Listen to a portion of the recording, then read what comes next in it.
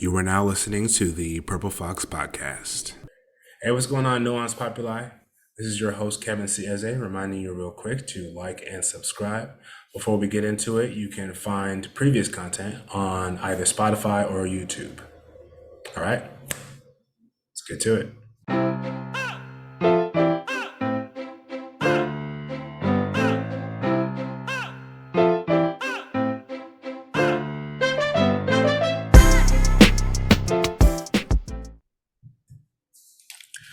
All right, what's going on, everybody? This is Kevin C. Eze, your host of the Purple Fox Podcast once again.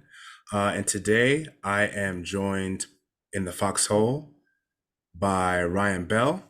He is a tenant organizer with Tenants Together, a California statewide coalition of tenant organizers, and a volunteer organizer with the Pasadena Tenants Union, where he lives. Ryan was instrumental in putting Measure H on the Pasadena ballot and getting it passed, which created rent control and just cause eviction protections for the city. Ryan is now the chair of the rental housing board that was created by Measure H. Ryan, welcome to the foxhole. Thank you. Great to be here. So go ahead and give us like a brief summary of your experience with the campaign, and we'll flesh out some of the deeper details of what was going on. Like what inspired it? How did it come about? Yeah, I mean, all things considered, it was like a 5-year campaign. The Tenants Union was just getting started in late 2016, early 2017. And, the Tenants Union kicked off basically because of rising rents and tenant concerns around habitability and treatment from their landlord, and people were trying to understand their rights and how to enforce those rights. And the Los Angeles Tenants Union had started just a few months before, so there was some motivation there. And one of the first campaigns that the Tenants Union worked on was a rent control ballot measure. But the fight for rent control in Pasadena actually goes back, close to 25 years, when, local tenants here in the city started, pleading with city council members to put in some tenant protections, whether it's eviction protections, limits on rent increases, some enforcement mechanisms for code violations and things like that. And it really fell on deaf ears. It really was no appetite at all in the city council in those years, and really since then, for rent control. And when I joined the Tenants Union in 2017, shortly after I joined, or actually what the impetus to me joining was that I had gotten a 60-day notice to vacate my apartment for no reason. It wasn't like, I was paying my rent, I was doing everything according to the lease, but the landlord just wanted to, I guess he said, he told me he wanted to double the rent, and I was paying below market rate, and he just wanted me out. Double the rent. Yeah, he wow. Went from like 1,000 to 2,000, just like that for a 1-bedroom.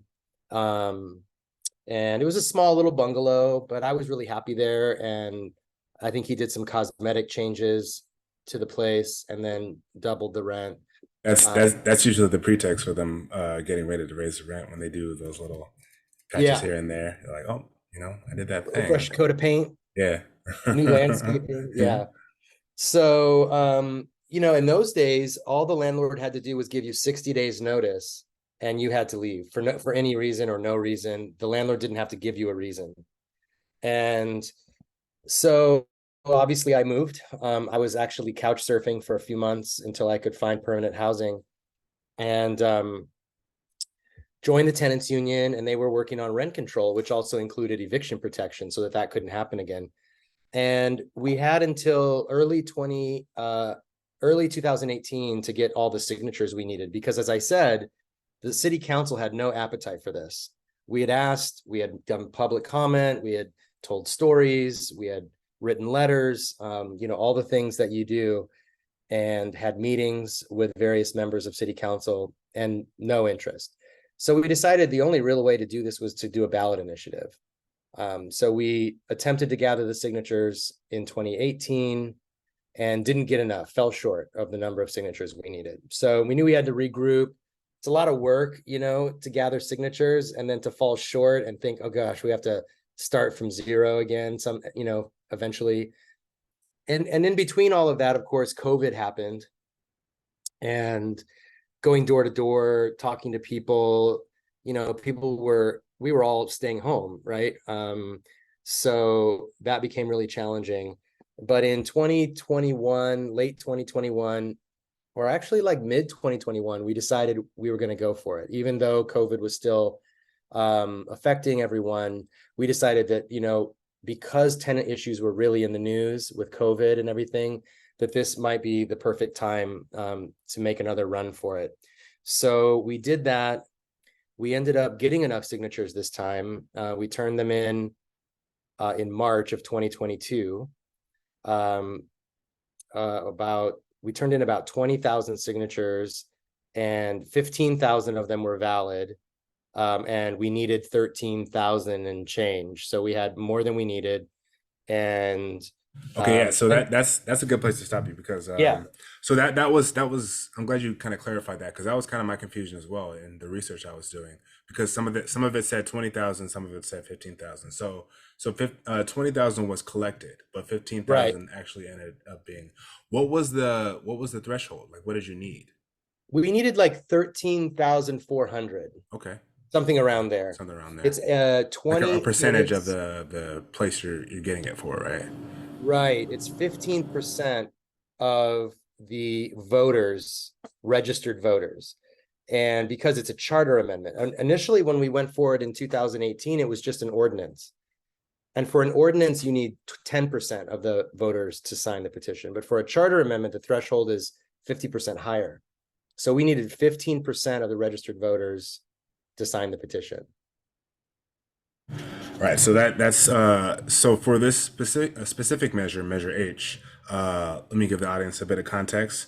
So around 15,000 signatures were collected by Pasadena Tenants Union organizers in the city of Pasadena to register and pass this measure.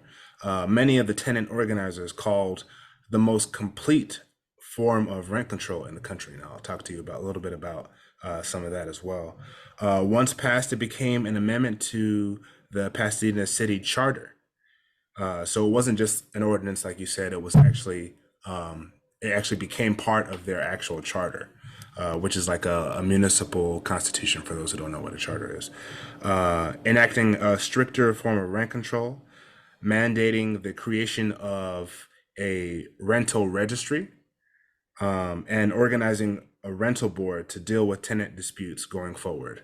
The campaign, like many other rental control initiatives, highlighted the bad blood between the landlords and tenants within the community. Some within the campaign don't think this victory was enough, arguing that this new charter amendment should be a tool used to build towards a future revolution and advance tenant power. That's actually something that I want to get your take on. Around, I think it was one of the people who was interviewed with you for was it Jacobin, I believe? Oh, right. Yes. Yeah. Mhm. However, the reality is that landlords will always be an entity to contend with, making the optimistic quest for greater tenant power an extremely difficult path to take.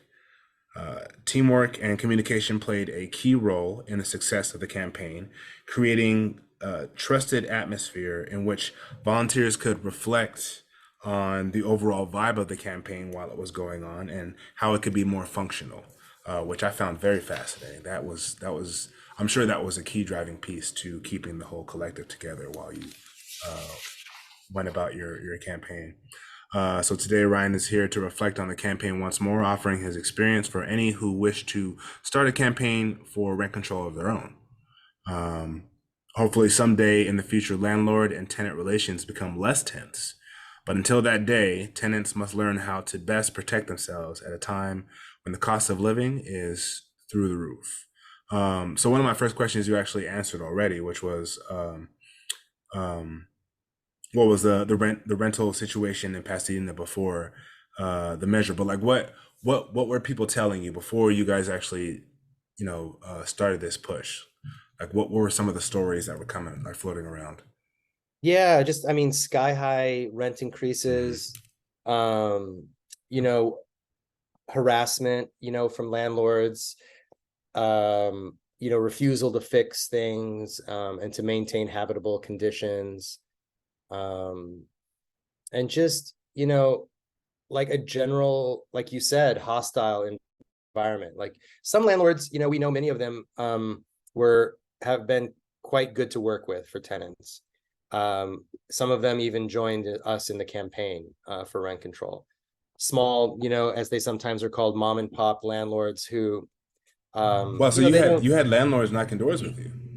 Yeah, a little bit. Yeah, not a Oh, ton, okay, but some. okay. Yeah, The some of exceptions, the them rare were, exceptions. mission driven landlords. They saw it as their mission to provide safe housing and secure housing for tenants.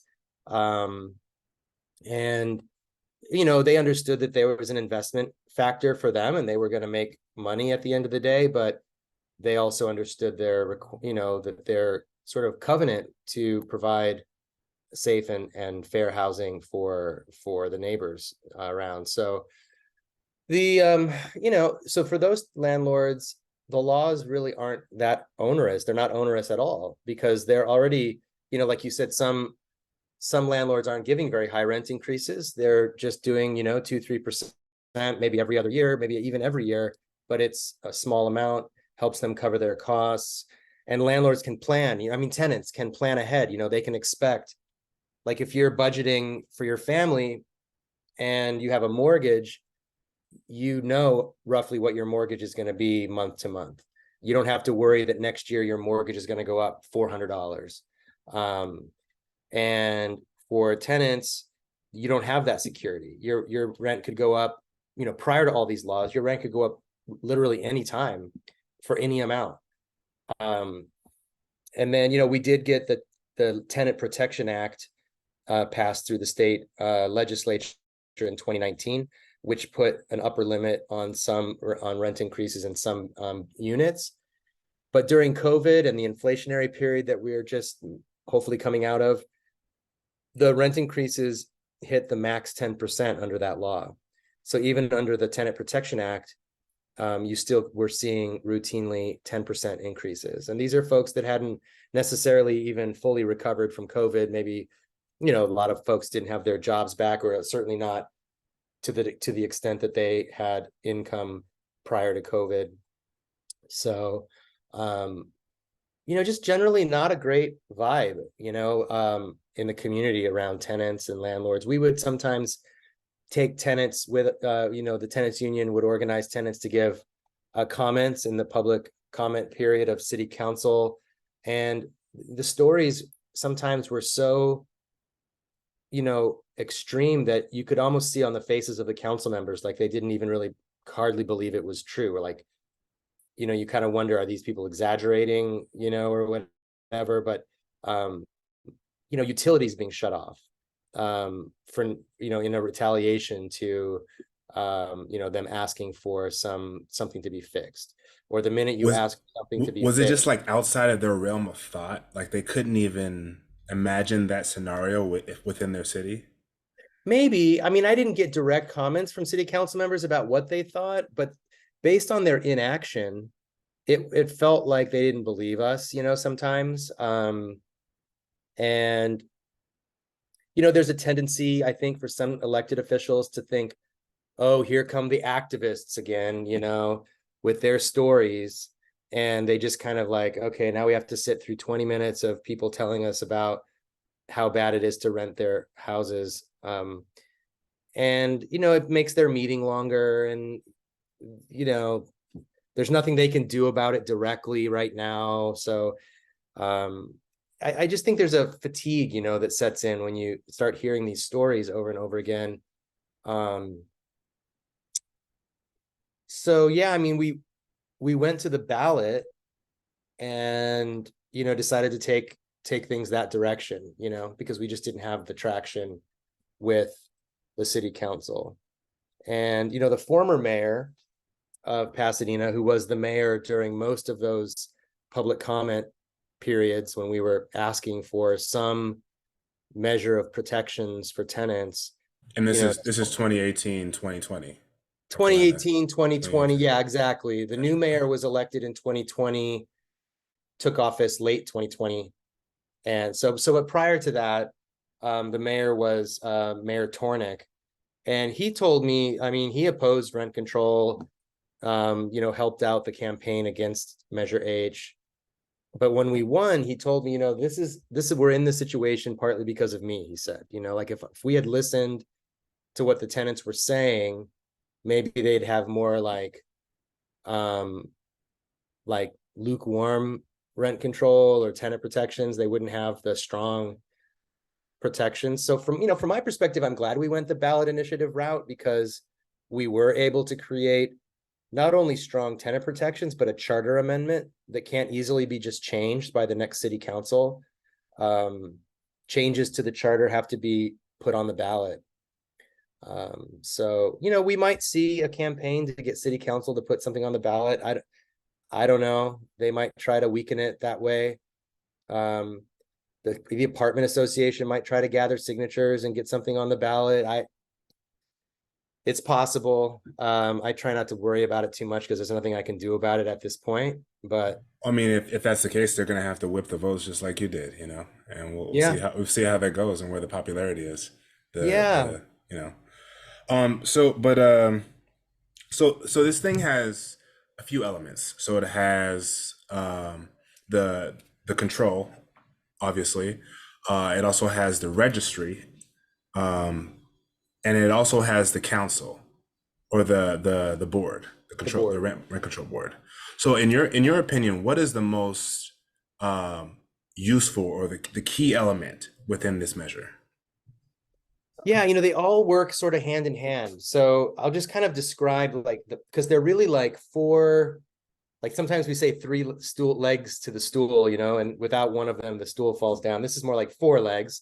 So rent control and just cause are really two sides of one coin. So rent control obviously limits how much rents can go up. Just cause limits landlords from just evicting tenants for no reason. Sort of like, if you have a contract at work, which most people don't, but if you did, the boss couldn't just fire you for no reason. They would have to fire you for cause, or fulfill some piece of the contract, maybe give you an extra payment or something to get out of the contract. So, in this sense, just cause is like that. That basically says the landlord has to state a valid reason, and there's only a limited number of those. So if you have rent control, but no just cause, landlords will just evict people and get new tenants in there and raise the rent. If you have just cause, but no rent control, then the landlord just raises the rent and gets you, that's basically an eviction. So together they protect tenants from unjust evictions and also extremely high rent increases. The rent still goes up. There's an allowable amount, but those two things balance each other. And then the rent board is like the enforcement mechanism and the implementation. So the rent board creates additional policies and procedures around, well, exactly what happens if, let's say, the landlord gives a rent increase that's too high. What can the tenant, what recourse do they have? There'll be, we don't have it set up just yet, but there'll be a hearings division where a tenant could petition to the board or to the hearings division to say, I believe this rent increase is not valid for the following reasons. And if the hearing officer agrees, then the landlord would be ordered to reduce the rent and repay any overpayment of rent.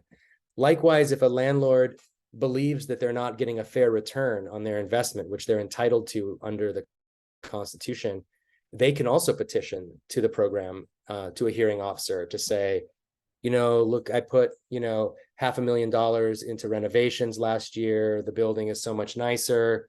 It's much safer for the tenants, but now I'm not getting a fair return because I have this capital outlay for these repairs. I believe I should be entitled to a larger increase than what I would otherwise be entitled to. And if they fill out the paperwork and the hearing officer sees that it all adds up and the landlord's correct, then the hearing officer can give that landlord an additional upward adjustment of rent and allow them to raise the rent higher.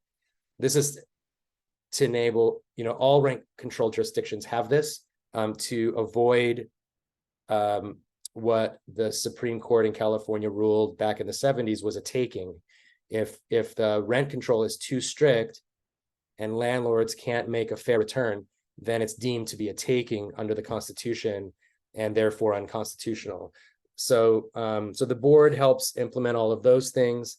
And then the registry is just a tool to help with all of that, where the city will know how many rental units there are, what they're renting for, whether they're vacant or occupied, whether that unit has code violations associated with it. So for example, if you don't have habitable conditions in your apartment under the ordinance, under Measure H, you're not entitled to a rent increase. So if the landlord is failing to maintain your apartment in a habitable way, let's say your windows don't close, like they're broken and the air is just coming in, or you have cockroaches that are like out of control, maybe not just one or two cockroaches, but like all the time, a problem that a lot of people have, then if they're documented and there's a code violation, then the landlord would have to remedy that problem before they can get their next rent increase. So it's really trying to create balance between landlords and tenants where, yes, of course, landlords are entitled to make money. They're entitled to raise the rent, but also the tenant is entitled to a safe, habitable apartment. And if they're not getting that, then they're not keeping up their end of the contract. And so I think that's how all those four pieces kind of work together. Is it wise to sort of push the buttons of the landlords in this way, kind of like force them into a greater sense of transparency than they're used to? Like what's been their reaction? It's hard to gauge. I would say on the average, landlords have been compliant. It's easy from like where I sit to see 10 or 15 landlords really mad and coming to rent board meetings, making public comments, sometimes lying about things, and like stirring up problems on social media. So there are definitely landlords that are mad, but I'd have to say that it's 10 or 15 of those people, which is obviously the minority of landlords. Then there's another like the really staunch opponents, those kind of people. Yeah, right. They're the make vocal their ones. voices known. Yeah, gotcha. Yeah, they're the ones that want to come out and sit in a 4-hour rent board meeting and make public comments. And most landlords, when the law is explained to them carefully, they're like, well, that's what I have to do now. They may not like it. They may not have voted for it in the beginning, but they understand that they have to do that now. They have to obey the law. There are some that drug their feet to implement the law because there's also a rent rollback that is part of the law. So in the beginning, tenant rents were, as of January 1st, rents went back to May 2021 levels. And that's because the minute that any community starts talking publicly about possibly implementing rent control, the first thing that landlords do is raise the rent as fast as they can in preparation for that. And so it's kind of, in some communities, you even hear people say it's counterproductive to even talk about rent control because landlords will just raise the rent out of reach, to preempt the possibility of rent control. And that's a very effective control mechanism, if you're really scared of being pinched in that way. Yeah. Well, and most tenants live, rightly or wrongly, live in some fear of their landlord. Most tenants, even if they say, like, I'll use myself as an example. I have a great landlord. She responds within a few minutes if I text her about something. It may be a couple of days before she sends somebody out, but within the week, she sends somebody out. If it's urgent, like one time there was water leaking from my upstairs neighbor's kitchen into my kitchen because there was obviously a flood of some kind. And she had someone out there like within an hour, like within a few minutes. They turned off the water, they fixed the problem. She's very responsive. But I'm also, if I'm being honest, a little reluctant to ask her for too much, because I don't know how far that goodwill is going to go, right? Like, so even when you have a good landlord, it's No, I feel you completely. My fiance just moved in, and like we have to get all these things fixed, and I'm like trying to pace the time out to where I go ask for the thing, so it's not like I'm right. like, oh, he has all these demands, but they need to get done, It's you like know. asking your parents for stuff when you're little. Right. You're like, is he in a Yeah. good mood? Uh-huh. Uh-huh. He's watching his favorite TV show. I'm gonna wait until it's over. Yeah. Wait till the baseball game is over, and then I'll ask if I can have, $50 or whatever. Um, yeah, so I think there is a tension there, but most landlords are willing to comply. They want to work with us. They want to be fair to their tenants. With the beginning of any kind of program, there's some confusion in the beginning about what exactly is it? How does it work? What do I have to do? And so I think there's been some tension just from like that startup period, and anytime there's something new, any kind of new law, new regulation, there's some growing pains about, how do we implement it? But the longer things go, the more, people are taking a couple deep breaths and, realizing that, this is good for the tenants, it's good for the neighborhoods, it's good for the community, creates stability. And my belief is that people are going to see it as a good thing in the long run. Sort of like, you know, Social Security is generally seen by all political persuasions as a good thing. They might want to privatize it, they might want to do something different with it, but if you try to take it away, those Republicans will also be mad about it, right? Yeah, and like this current race right now, anyone trying to touch entitlements, everyone's like, no, no, don't do that. It's just a loser for sure. Just like well, the question's out still about abortion, but for the most part, entitlements, that's just a no go. You know, Yeah. yeah. People like it. They're like, okay, I'm older now, I get better health insurance. I mean, why not? You complain about, I mean, even personal family members of mine have been like, oh, welfare, welfare, welfare. And then the minute they turn 60, whatever, they're like, this is pretty good. Welfare, welfare, welfare. Exactly. My turn. Right. So my next question, you kind of answered, you kind of touched on it a bit in the beginning, but I'll kind of shift the question a little bit. It was going to be, what was your personal driver to get into this fight?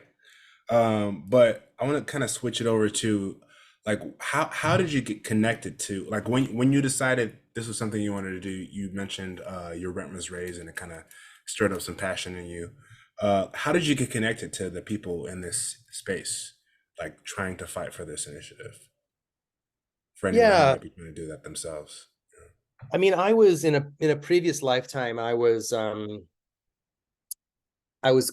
clergy in a church in Los Angeles, and our congregation was involved in, different community organizing efforts, and housing was one of them. So I was familiar with, the housing crisis, generally speaking, the problem of homelessness.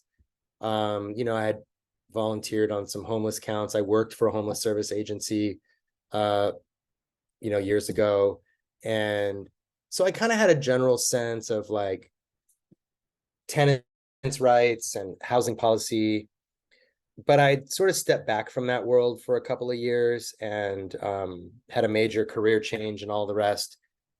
So when I got my eviction notice, I really kind of went right back to those old like habits of like, oh wow, that's not legal. They can't just do that. So I start looking in the municipal code for where's the law that prevents this from happening, and it wasn't there in Pasadena. I'd lived in Los Angeles, and where there's rent control and some protections against arbitrary evictions.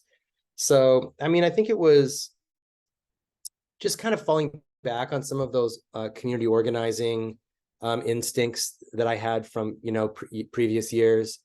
And then just asking around in the community. I forget how I first learned about the tenants union, but I was pretty distressed about this eviction because I started looking for another apartment to rent, and I couldn't afford any of it.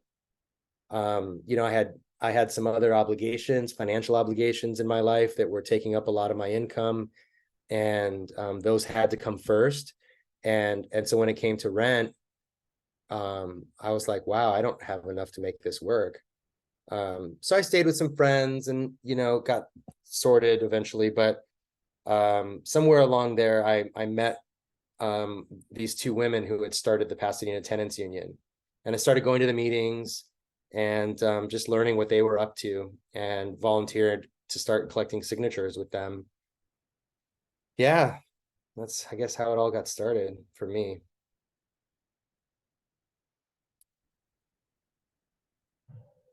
How was your introduction to the group? Like what was the vibe in the beginning of it, in the beginning of the fight? With the rent control measure. Yeah. And then contrast that to like the end of like the connection between the collective. Mm-hmm. I mean, when I first joined the tenants union, it was super small, like 5 or 10 people, and not 10, 5, and but a lot of passion, and a lot of, eagerness to make positive change. Um, by the end of the campaign, we had mobilized over 300 volunteers to knock on doors, call people, on the phone, pass out flyers, hang doorknob hangers, anything we could think of, um, do Zoom, you meetings where we explained the measure to folks, soliciting donations from people. Like, people were just really a high level of participation from the community.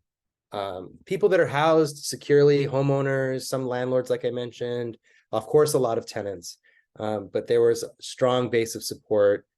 There is a progressive community within Pasadena that work on, immigration issues, and there was a successful minimum wage campaign in Pasadena a number of years ago. So there is a general like sense of racial and economic and social justice in Pasadena. We also had our own police violence situation right after the murder of George Floyd. The Pasadena police killed a man. Right. That Who was a big one. That was Yeah, I forget his name is Anthony McLean. McLean. There you go.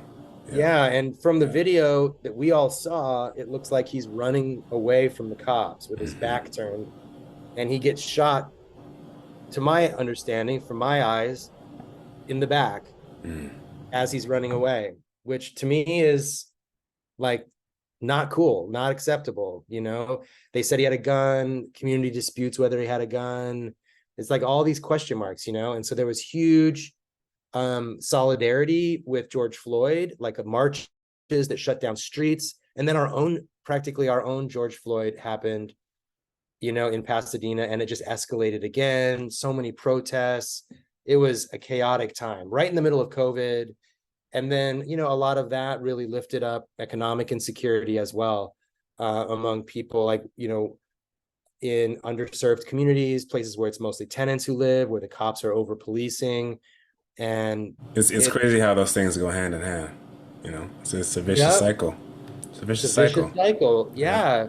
People can't break out. I mean, even middle class people, can't break out to own a home anymore, and if you're lower than middle and in your income, and you live in a place that you've always lived, right? It's not like people sometimes, cynics will sometimes say, oh, why don't you live somewhere else? Pasadena is too expensive. These folks have lived here in Pasadena for generations. They didn't just decide they wanted to live in Pasadena because it was pretty or something. Their families came here during the Great Migration. Sometimes folks came here post World War II cadets, veterans of World War II, Black families settled here in Pasadena, and Latino families have been in Pasadena for a century, So it's not like, oh, why don't you move somewhere else? Because this is my neighborhood. This is where I grew up. This is where my family lives. Like, what do you mean go somewhere else? It's so upsetting, to hear that argument that we've seen. I mean, I'm one of the cases I'll never forget. This landlord, before the laws were in place, this landlord bought this building and was evicting everybody in the building so that they could do these cosmetic upgrades and then bring the rents up to market rate. It's kind of a common pattern. This one mom had these like middle school kids, two middle school kids, and she was telling us, I'll never forget, she was like, I grew up in this apartment complex, not in this apartment, but in that one. And she pointed upstairs. Like, that's where my mom and dad raised me, in that apartment. And we moved down here. And now I'm raising my kids here. And it was, and they're like, we played soccer in that field. And she's like pointing at, and that we went to that library. It was like she could point to these things from her house, from her apartment. And that's the way the community was knit together, and now the whole thing was just being uprooted by the roots, and so there's the economic impact to families, but there's also this like social impact, right? Like, it's a trauma to be kicked out of your apartment, but also now, like, the kids can't go to the school they used to go to. Now they're in a different school district. Maybe they don't have any friends. They got to figure out where to buy groceries, all the things that come with moving. And And those are the kind of factors that, I mean, say a kid is doing relatively well in school, that those kind of situations start happening at the home, and then that's where you start seeing grades slide, and then trouble. You start seeing behavioral changes. That's yeah, if there's no stability, that's where it starts. yeah, and kids don't want to move, and they don't understand why they have to move. If they're 8, 9, 10 or less, they're like, Mom, I don't want to move. Why do we have to move? Well, the landlord says we have to move, but I don't want to. Like, it doesn't make any sense. And he or she is right. It doesn't make any sense. But it doesn't mean that, and some are lucky, they'll find apartment nearby, but most, it's outside of the city. And it takes years to reestablish relationships, maybe even a new church. A lot of churches, I'm not a religious person anymore, but I remember one of the big complaints about churches is that the people don't live in that community anymore. They're all driving from somewhere else to come to church there. And the more Yeah, people that's get, pretty strange. Yeah, I noticed that a right? lot lately. Yeah. Yeah, people, if they get pushed out of their community, but they like their church, they'll drive back to that community. But when we were canvassing for rent control, we were going to churches and be like, oh, can we set up outside here and ask your parishioners to sign the petition? And you have to be a Pasadena voter because it was a Pasadena measure. And so many of the church folk didn't live in Pasadena anymore, which was exactly the problem we were trying to fix, but it was too late for them. They had already moved somewhere else, so Yeah, it's that's really that's like that's the unfortunate. stable communities. And we try to get this message across, and we're going to keep messaging it to folks.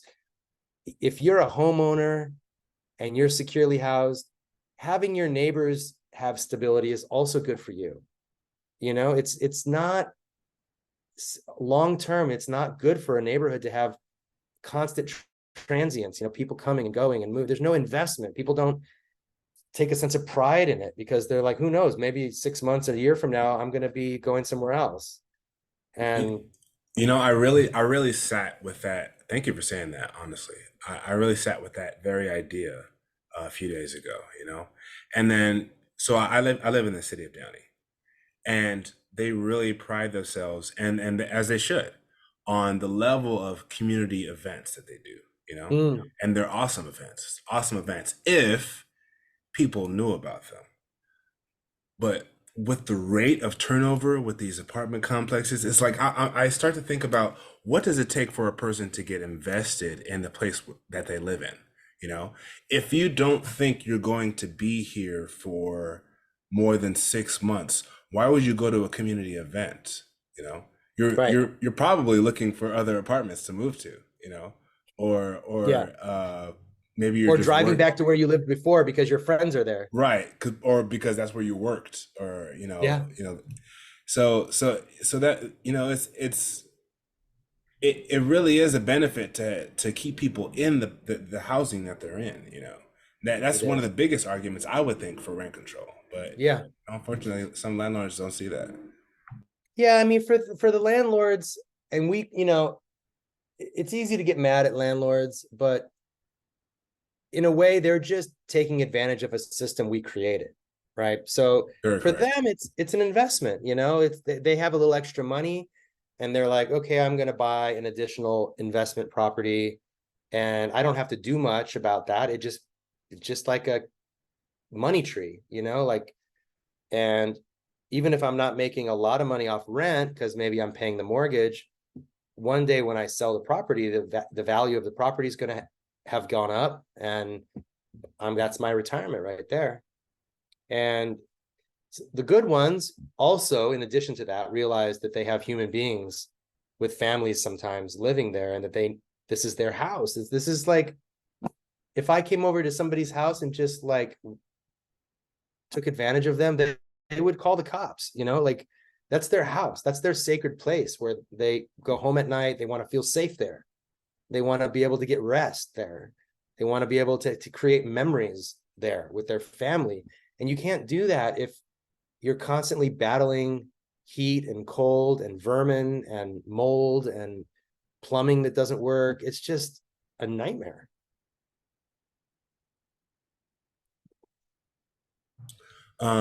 So one of the aspects of the campaign that I was very interested in when I read up on it was the 2 hour organizational meetings you guys would do to like kind of check in and touch base with the campaign and how it was going. Oh, What yeah. what what was the most valuable part of that for you? Oh man, the pace of the campaign was so fast. We had such high goals to meet. So I would say the number one value of that was staying in touch with everybody. And we had a campaign consultant, um, these two women who had had a lot of success. I think it was Redbridge. Redbridge, yeah. Redbridge, yeah. And they had done some ballot initiative campaigns in the Bay Area and had been successful, and they were recommended to us. And their job was to keep us on track, so for example, if you take signature gathering, for example, we didn't have the big bucks to hire lots of signature gatherers, those paid people that sit outside grocery stores. We did do some of that. We did raise some money to do that because the number of signatures that you need is just virtually impossible to achieve with volunteers. But we wanted to do at least 50% of the signatures we wanted to do volunteers. And we ended up doing like closer to 60% of the signatures were volunteers gathered them. And um, and if you fall behind one week, the goal every week is so high that if you fall behind one week, it's almost like you can never catch up, It's like if your finances are stretched to the penny and you have a flat tire. I mean, you could be screwed for months trying to figure that, you know what I mean? Like your budget is balanced so carefully. So if you got, if you fell behind 300 signatures one week, now you got to do next week plus 300. And if you don't do it, it's very simple math. If you don't do it, you don't get on the ballot. Plain and simple. Nobody's going to extend the deadline. Nobody's going to take mercy on you. So it was just discipline, and those meetings really helped us really look reality in the face every week and go like, where are we? And the 10 of us around that room, that Zoom room, were the ones that were ultimately responsible for it at the end of the day. So if the volunteers didn't quite meet what we hoped they would, it's up to us now. We can't just signature gather on the weekends. Now, Monday through Friday, we also have to go out and catch up those signatures. So that was the main thing, was just constantly staying on top of like, where are we? What are our targets? Are we hitting our targets? If not, what are we going to do to fix that? And we could come up with all kinds of excuses, like it rained all weekend long and volunteers didn't want to stand in the rain and gather signatures. I can't blame them. But you can make that excuse if you want to, but still doesn't matter. Like, you still have to get those signatures, you know? so okay, it rained. So what's the plan now? Like, what's the plan to make up those signatures and keep going? So that's mainly what it was. It was that fundraising was like that, signature gathering was like that. You know, we had to decide about advertising and, you know, flyers and how much money we wanted to spend on that, and was the budget on track. And so it was really just keeping everything on target, and then checking in with each other, because some people were more focused on you know, the data gathering and presentation, and some I was working more on fundraising. Some people were working more on I don't know, volunteer recruitment. So, and then we had these phone banks during the week, so to make sure we had enough volunteers to gather signatures primarily on the weekends, 5 days a week we had volunteers who were on the phones calling up people that we know. Can you come signature gather with us on Saturday? How about Sunday? How about both? We're going to be in the park at 10 a.m. There'll be donuts and coffee. We'll do you don't have to have any experience. We'll train you, blah, blah, blah. And it got to the point where people would see our phone numbers come up and they'll be like, I'm going to be there on Saturday. Like, they like, I'm busy right now, but I'll be there on Saturday. Okay, bye. You know, they're like, oh my God, Ryan's calling again. And I'm like, I'm going to call you every week. So, But that's good. That's how you know you're on it. You know, if they're like, all right, let me just call him before he calls me. You know, it's like, you know, that you're hitting your well, we started quotas. texting people too. We started sending them a text and be like, All if right. Okay. you don't want to call, text me. But if you don't show up, we're going to call you. It was intense. So has this experience kind of like piqued your interest in pursuing any other kind of policy items, like policy goals to fight for anything in Yeah, the same way? definitely. I think ballot initiatives are a really special type of campaign. You can really explain it to voters in a way that's hard to do with a candidate. Because candidates, obviously you come up with your talking points and you stick to those talking points, but we all know that candidates are, you know, even your best candidate has some drawbacks. So let's say you're like all in on Bernie, but he's also older, right? He's an old white guy. That's not great, right? It'd be cool if he was younger and a person of color. That might even be more attractive to some people. So you know, candidates are a mixed bag, and you end up standing there trying to defend a candidate's previous votes and things. And with a ballot measure, you can really just say, like with this one, we would say to people, is your rent too high? Yeah, vote for this. That was simple, you know, like people knew it. It wasn't confusing. It wasn't like, yeah, but what is that person like? Okay, I like their position, you know, on immigration, but what's their position on gun control? Like, or what, you know, like, oh, I don't know about that. You know, it's not complicated like that. It was like, the rent's too high. This measure will allow you to stay in your apartment. And so I think there's room for, you know, more types of policies like that. Nothing really in the near future for me.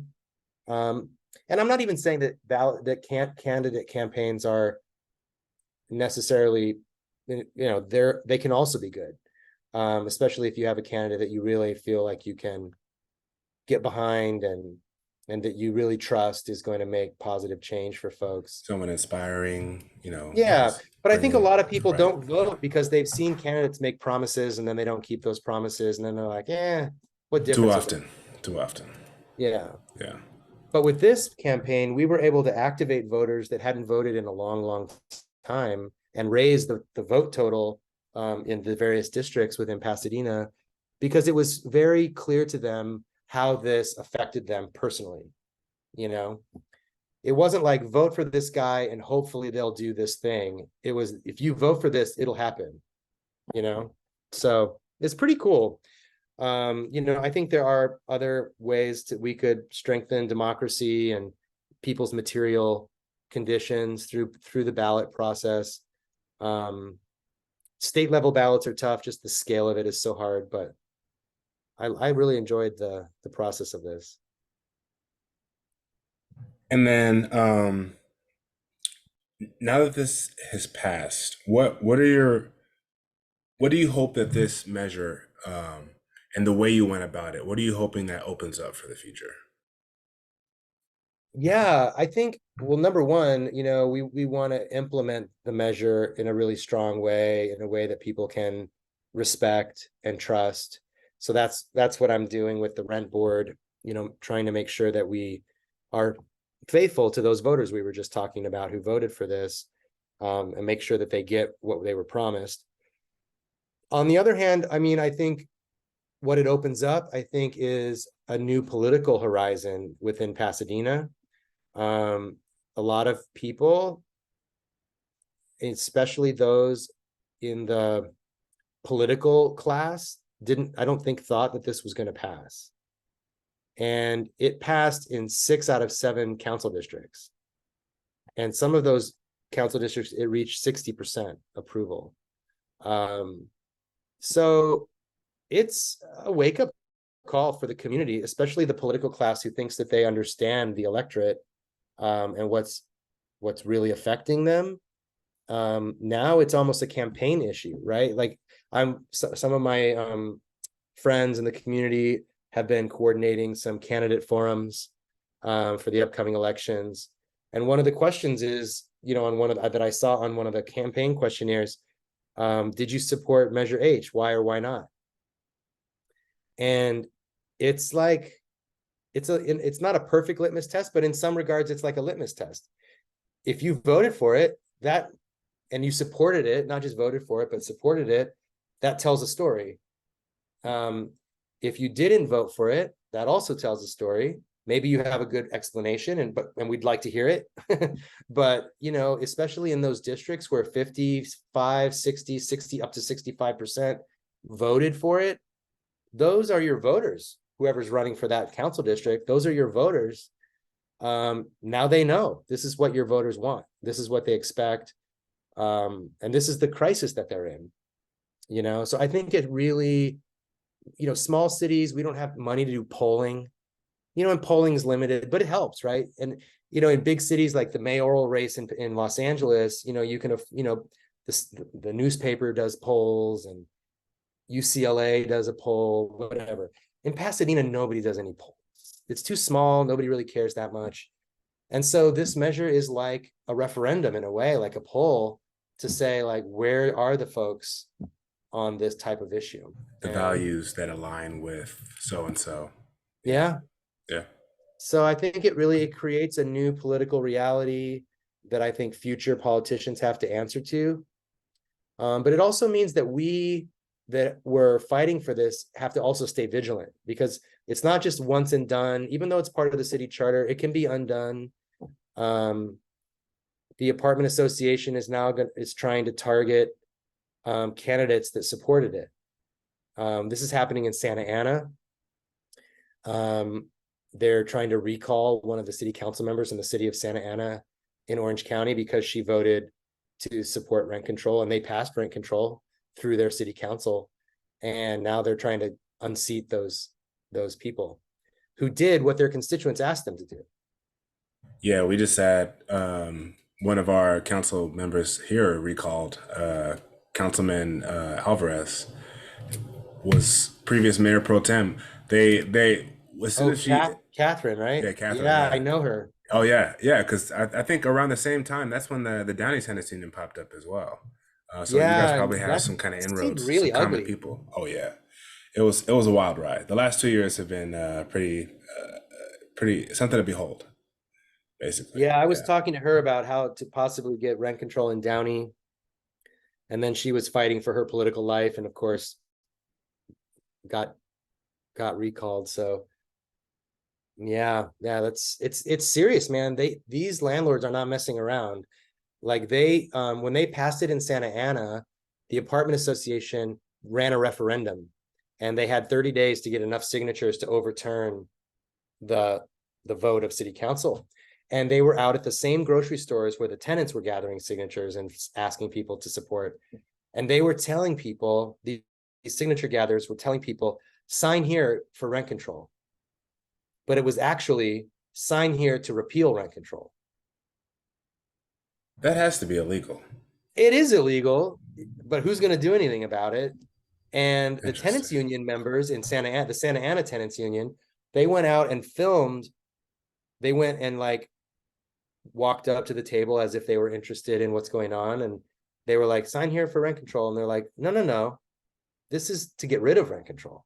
Well, yeah, I mean, this is to like, we don't really have good rent control. This is to make rent control better. It was just, and they were like, no. So they failed. They didn't get enough signatures for that referendum, but now they're targeting the council members. So right. It's a never-ending battle. It's really, I don't love putting it in these terms, but it's a class war, and it's unmistakably a class war. It's unmistakably a class war. Yeah, that's where it is. You're taking a little bit of their profit. Mm-hmm. And the disparity, when the disparity grows, it just gets that much more vicious. Yeah. I mean, to me, I was saying to a friend of mine the other day, it's sort of like civil rights. Like if you lived in a world where white people just did whatever they wanted and people of color, specifically Black people, were abused like day in and day out, and then there's a law passed that says you can't do that anymore, you feel put upon. Like, oh, well, now I've got to share this train car with this Black person. You mean I've got to change up my whole way of my standard of living, and I'm going to lessen my economic impact. And yeah. So now, like with rent control, we're bringing a bit of equality to the game, and they feel abused by it, right? The landlords do, but it's not. They've been abusing tenants all this time, and now it's a little bit of like equity, but they feel so put upon by it. And when I say they, it's like I said, most landlords are working with us, but it's the lobbyists, it's the California Apartment Association, it's the Association of Realtors, where they have massive, more money than God, we sometimes say, and they can throw that money around and buy off legislators, and it's an uphill battle for us. And we have a little victory, and they act like they're just the victims of this horrible like cartel of tenants or something. It's really, really crazy. So we're trying, the job we have at the rent board is to be even-handed and fair, implement the measure as it was written. We hear all comments, we take everything seriously, and that's what we're going to keep doing.